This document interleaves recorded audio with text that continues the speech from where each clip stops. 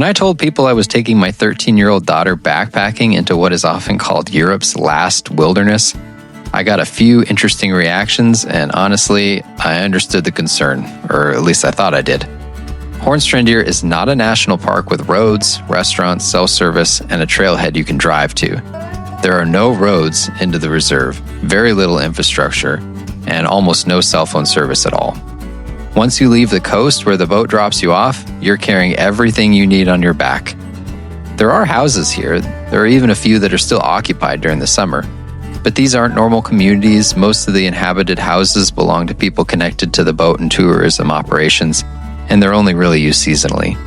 There are no permanent residents, no grocery stores, no gas stations, no easy way to simply leave if something goes wrong, something that we learned the hard way, almost. And that's what I mean when I call this a wilderness. You can spend days walking through these mountains without seeing another person, while knowing that if you get hurt, the nearest help isn't just around the corner. The weather can change quickly, rivers can become difficult to cross, and fog can make the trails hard to follow.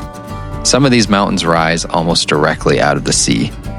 But perhaps the strangest thing about Hornstrandir isn't how wild it is, it's how recently people lived here. For centuries, Icelandic families made their homes in these remote fjords, living largely off the land and sea. But as that way of life became increasingly difficult to sustain, the communities gradually disappeared. The last permanent residents left in 1952, leaving behind abandoned farms, churches, cemeteries, and trails that are slowly being reclaimed by the landscape. In 1975, Hornstrandir was designated a nature reserve, protecting nearly 600 square kilometers of this remote landscape. Today, it's particularly important for Iceland's Arctic fox population, and it remains one of the most isolated places you can visit in Iceland. My daughter and I spent 4 days out here hiking roughly 30 miles through this landscape. I actually made another video about this trip that focuses much more on the emotional side of the experience, less talking, fewer explanations, and more of the feeling of simply being here. But this video is going to be different. I'm going to tell you the story of what actually happened to us, what surprised us, what scared us, what we learned, and what I'd wish I'd known before we arrived. And if you're thinking about doing Hornstrandir yourself, I'll also walk you through the practical side of the trip.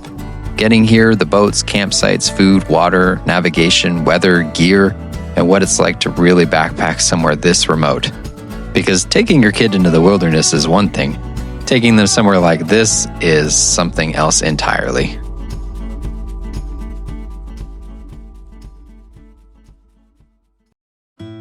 We took off from Dulles International Airport just outside of Washington, D.C., which is about 4 hours from my house, and luckily my sister lives nearby, so she was willing to let us abuse her for parking. So thank you so much, Lisa. A lot of the flights took off in the evening that I found and landed early in the morning. They land in Keflavik, not Reykjavik, which is important. Keflavik is about 40 minutes from Reykjavik, and that's important because there's a couple of ways to get to Ísafjörður. One of the ways that you can get there is driving, which is about 6 to 8 hours, plus you got to rent a car and pay for all the gas. But it's a lot cheaper, a lot more time and cost effective to fly. However, you have to fly from the Reykjavik domestic airport. So you have to make your way from the Keflavik airport to the Reykjavik domestic airport to be able to take that flight. The timing on the flights are not great. I was not able to take the morning flight to Ísafjörður. I had to take the evening flight, which was a problem just because I had to make sure I had something to do all day in Reykjavik, which we found some stuff to do. But just keep in mind, it's difficult because a taxi ride is about $200 and the bus is a lot cheaper, but the timing, what are you going to do if you get to the airport in Reykjavik? What do you do all day? I ended up renting a car and just spending time in Reykjavik all day, went to the Blue Lagoon and just did some other things. That was kind of the easiest thing for me. Plus, it allowed me a place to potentially take a nap if I needed to, since I didn't sleep that much on the plane. But the flight to Ísafjörður is insane. It lands in a very sheltered fjord, just the mountains on either side. You make a sharp turn onto the runway and then flatten out and immediately land. So it was kind of the craziest landing I've ever had. But it was beautiful once we landed. Just getting out of the plane and looking around at the mountains all around us was just incredible. Ísafjörður is a little bit of a tourist town. There are cruise ships that stop there and drop off tons and tons of passengers. it's expensive. Everything on this trip is expensive. The boat rides are expensive. There's lots of different ways to do the boats, so I can't really tell you exactly how you should do it or how to save money there. Honestly, every time I tried to save money, I felt like I ended up spending more money to make up for trying to save money. So honestly, just pick the best option for yourself and just budget accordingly. But you do have to take a boat to the Hornstrandir Peninsula.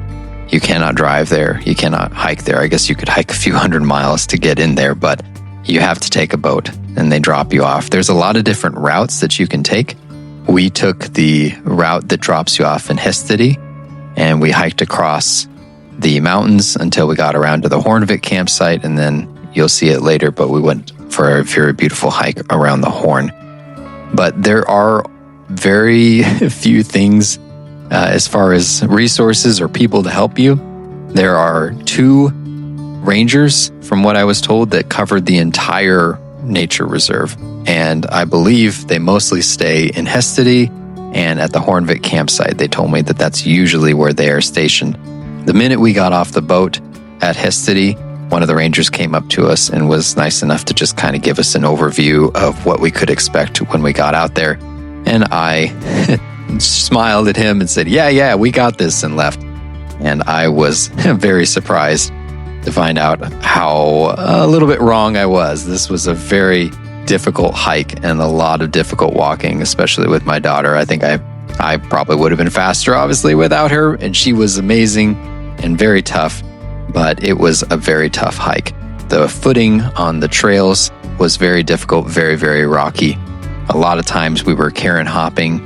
You couldn't really see the trail. Sometimes the cairns would be about 50 feet off to the left of the trail, 15 meters. I had to learn how to talk a lot in meters there. So it would be off to the side of the trail, and you kept losing the trail. So you'd be walking from cairn to cairn, and then sometimes you'd lose the trail, and it'd be a little bit difficult. But this initial day, this first day, our boat didn't drop us off until 4 p.m. That was the soonest that I could get there from when we got off at the boat. And unfortunately, it took a lot longer to make this hike than I wanted to. We were hiking to the next campsite over the hill, which was the Helodavik campsite. This trail we couldn't find a great distance on. The ranger said it was about 15 kilometers. I had read everything from 10 miles to 15 miles to 7 miles on all trails. I think it was probably about 9 miles. However, the rocky terrain just really made it very slow. My daughter kind of struggled with this, plus it was late in the day. But one of the things that we learned very quickly is that distances are very hard to judge when hiking here, just because we're used to living in the Appalachian Mountains with trees. So I'm used to being able to walk to things that I can see. I'm not used to being able to see 30 miles. So we kept thinking, coming down this hill especially, there's the ocean, we just got to hike down there. And I don't think we got to the top of this first pass until about 8:30 at night. And we ended up not making it down the mountain to our campsite until almost midnight. Luckily, we were there in summertime. This is early August, the first week of August. And so there really isn't a full darkness. That being said, it does get a little dim, but we were able to hike until midnight, and luckily so, because otherwise we would have been in big trouble. The first day we got there to our first campsite, I did not even take a video of anything because we were just exhausted. I threw up the tent, we rolled inside, and we went to sleep. This was our first campsite after I had taken everything down. Luckily, the water there is safe to drink. As long as the water is moving, you can drink it. We did not filter any of our water while we were there. The first time we saw an Arctic fox was on this trail on the second day. We were just walking along. This was absolutely adorable, and we saw this fox with her baby right here. They had jumped up and grabbed one of these birds. We didn't see it, but I think they just kind of hide in the grass and jump up and grab them. And it kind of scared them and spooked them a little bit, I felt bad, but they came back around after we left and grabbed their meal, and they were fine. But it was very surprising and very adorable. There will be more foxes later in the video. The other thing that we said a lot while we were there was that Iceland had a way of turning walls into trails. You would be hiking along thinking, there's no way that we're just going to walk up that. And sure enough, you would get there and find a trail. They would be very, very steep, but they were passable. I didn't think it was too bad. However, I usually don't hike with trekking poles. I did happen to bring some this time, and I was very happy that I did because my daughter and I shared them. But these were very, very steep trails, a little dicey in some areas, and just very excited that we had good weather for this, because if we had not had good weather, we would have been in really, really big trouble. So something to keep in mind is that you should have some really good navigation, because it takes a lot longer to get places than you think. And if you're just Karen hopping and if you have bad weather, you're going to be questioning yourself the whole time about whether or not you are on the right trail. So just something to keep in mind when it comes to your navigation. Make sure that you have good navigation. I actually just had a map, so I did not do this the right way. This was something that I was very nervous about when we were out there, is that I did have a watch with a GPS and a few things that I probably could have used and a compass, but I didn't really fully grasp what it would be like in the fog or the rain or the snow, which can happen at any time of the year. Another thing I want to mention, which takes us all the way back to Ísafjörður, but it's important for you to know, is just fuel for cooking. So I had planned on going to one of the N1 gas stations, which is a common place that usually sells propane. They sell two different kinds of propane at the one that was here. However, they didn't have the one that fit my specific stove, and they only had the click-on one. So I was very, very nervous, and unfortunately the second day that we were there was a national holiday called Commerce Day, so everything was closed. So I got very scared, wondering if I was going to be able to. This is our first view of the Horn. It was beautiful. We'll talk more about that in a second. But I got very scared, wondering if I was going to be able to find propane. Luckily, the West Fjords Tours boat company had cans of propane that people left behind because people can't fly in and out with them. So I was able to get one there. But don't count on the N1 gas station to be able to get it. You can get it there. However, they're not necessarily going to have the right kind, and make sure that your stove connects to it before you leave. This was the Hornvik campsite, which was covered with these families of foxes. They were so adorable. They're all over the place. You'll see a ton of them. This was a little bit more of a crowded campsite. There is no wild camping in Iceland, so you have to camp in designated areas. There is a ranger there, which is helpful because they can kind of give you information.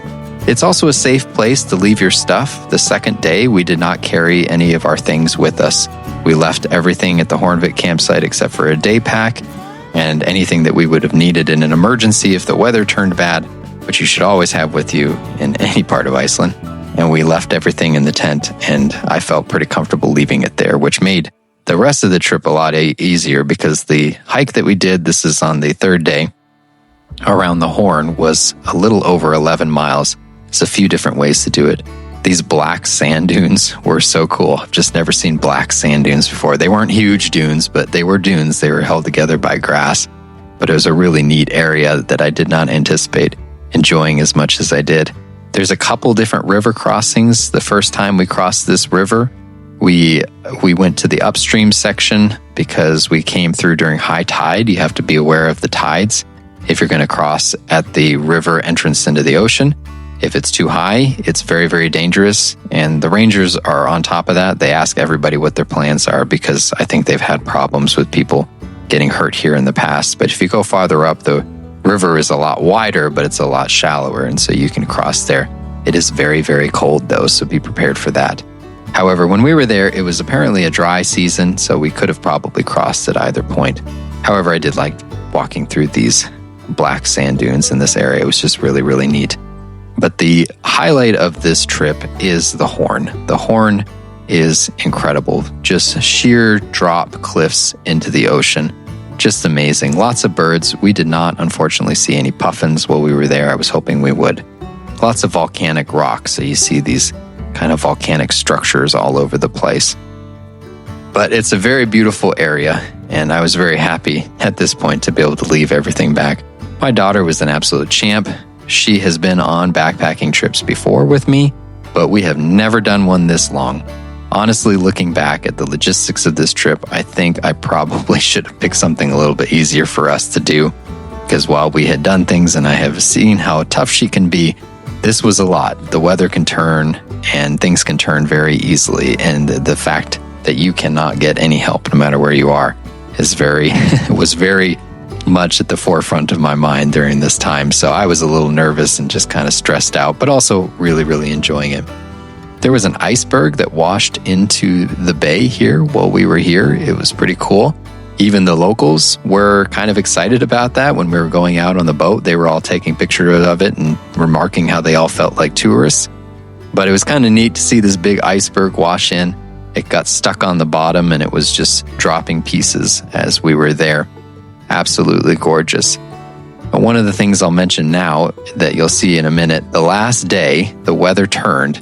And this is another good reason to stay at the Hornvik campsite where the ranger was. But the ranger let us know before this hike that there was a storm blowing in and we would need to make plans to leave earlier the next day, or we would need to hike back over the pass to be able to catch one of the boats that could go into the inlet, because when it's a big storm, they cannot go into the open ocean, which is what happens here. So they sent the boat a little bit early, but you just have to kind of be prepared for the fact that you may or may not get off at your boat on time if there's bad weather, and be prepared for that. And whatever that means, whether it means having extra food or having another plan. This was something that made me nervous because we had to catch a plane and we had no time for delays. So luckily it all worked out for us, but the weather can really, really turn here. But this is the highlight of the trip. This is hiking around the Horn. And once again, Iceland found a way to turn a wall into a trail. These were just filled with flowers. There are flies there you have to be aware of, and a lot of these plants were just covered with flies and they were kind of flying into our face. They don't bite, but there are flies. But coming up over this mountain was just amazing. I didn't film the steepest parts of it because it would have been very difficult to do that. But when you get to the top of this thing, you are rewarded with the most incredible view, with this picturesque view with this lake and massive cliff diving right into the ocean. But it is so beautiful. I've seen so many pictures of this place, but being there in person and just seeing this full, beautiful landscape in the bay and everything was just breathtaking. I could have spent all day up there. Be aware that weather is not always going to give you this view. This was our best day of weather out of the entire trip, which I was so happy about because this is what we came for. This is what we wanted to see, was to see this Horn. And so to have good weather for this experience was just a huge blessing. And we sat up here for probably close to an hour, maybe more than that, just walking around, taking pictures, sitting and just admiring this view. It is absolutely stunning, and the video just doesn't do it justice. It's wide open. But once again, always be ready for the weather. Always be ready for anything to change, because it can very, very quickly. You're not always going to have the perfect weather for the hikes that you want to do. So I came with kind of a plus or minus day plan just in case. And luckily the bad weather came the second day and not the first day. So we were able to get the good weather on the day that I needed to. But it doesn't always happen like that. There can be snow and anything in the middle of August, any time of the year. There are a few sections that involve some rope climbing. There's one right before the Hornvik campsite on the beach. It's not too bad, but just be aware you have to do a little bit of rope climbing. And then when you get up to the top of this hike, you have a little bit of a rope climb to get down or up on the other side, depending on which way you're going. You don't really need the rope, especially if you're going down. It is just kind of steep and it's helpful to have the rope. However, you could probably get down just kind of scooting on your butt. But just be aware you have to have a little bit of upper body physical fitness to be able to get through this hike as a whole. Not to mention just the distance, and I mentioned the trail quality can vary. And so just always be prepared for that. As far as gear goes, we always had 3 layers with us. We had our base layer, we had our hiking jackets that we wore almost the entire time, just our puffies. And then we had waterproof layers to go on top of that as well. And we carried with us that with us almost the entire time. It is very important to have all of that stuff. We brought boots that were Gore-Tex, that were waterproof. You're walking through a lot of grass, so you may be walking through a lot of dew and wet areas, and your feet can get wet and get cold if you're not careful. The only bad thing about Gore-Tex boots that I found is that you do not want to get water down in them. I would not walk straight through a river, because once they fill up with water, they basically turn into small swimming pools and they hold on to everything. So anytime that I was worried about water getting into my shoes, we would take our shoes off and walk through. I had some water shoes, but we actually just walked through barefoot because a lot of the river crossings were not too bad. There were some early on river crossings that you could kind of just leave your shoes on and walk through on the rocks, which was nice to have the Gore-Tex boots for that. And there was the first day where it had some logs across it where you could cross on the driftwood. But just plan on not getting water down into your Gore-Tex shoes. This is the river crossing at the mouth of the river that we crossed earlier. There's really no way to get across this one without getting wet. I actually liked the sand dune route more than the beach route, and I felt like the beach route took a lot longer. Maybe it's because we decided to leave our shoes off and hike back barefoot, but it just felt like it took a lot longer. I would highly recommend having a 4-season tent for this due to the chances of inclement weather, something that you feel comfortable setting up in the rain that is going to keep you dry if you need it to protect yourself from hypothermia. Also, because there is no wild camping in Iceland, all of the campsites have a little bit of infrastructure. There are outhouses. The Hornvik campsite had the most infrastructure. It had a bathroom which had running water and toilets, no showers, but at least a little bit of running water that you could fill up your water bottles if needed. But the last day we were there, it was pouring rain, and we had to prepare ourselves a little bit early to get on the boat. The ocean was a rocking, and unfortunately for me, I lost all of my breakfast, which is funny because I have never gotten seasick in my life.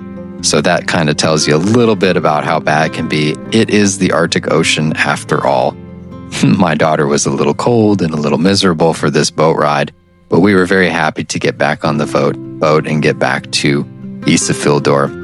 Overall, it was an incredible trip, an incredible time for both of us. We had a great time, but it is one that if you are planning on doing, you should take great care and caution and a lot of planning. Realize that there can be delays in boats and planes. That's another important thing to point out, is that I heard that the planes fly visual only, so they will not take off if the fog is too low. They are very good pilots, I was told, but you could have delays in your flight and in your boat.